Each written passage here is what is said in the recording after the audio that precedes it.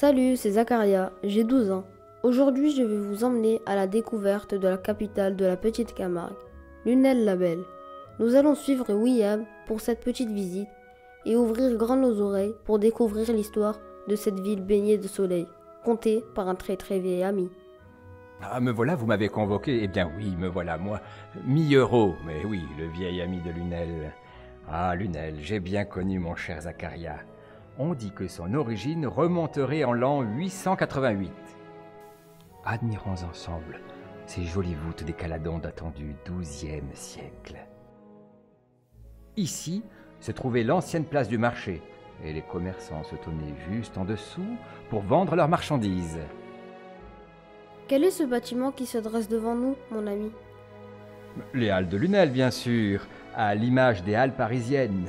On dit qu'elles ont été construites vers 1910 sur l'ancien presbytère.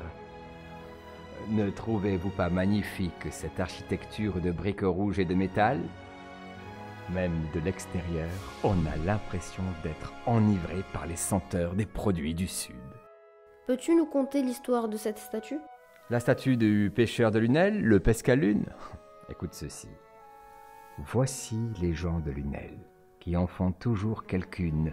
Un jour, comme des étourneaux, ils allèrent pêcher la lune. La lune était couchée. Ils croyaient qu'elle s'était noyée. Ils allèrent la pêcher avec un panier troué. C'est beau, n'est-ce pas? Ça se chante aussi.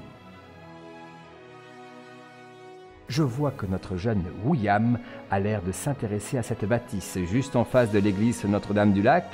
Eh bien, saviez-vous, jeune homme, qu'il s'agissait de l'ancien hôtel de ville? Aujourd'hui, nous pouvons cheminer dans les couloirs d'un musée de France portant le nom de Médard. Louis Médard, le bibliophile né sur ces terres qui a cédé sa bibliothèque à sa mort, afin que tous s'instruisent. Lunel-la-Belle, une échappée historique, culturelle et touristique.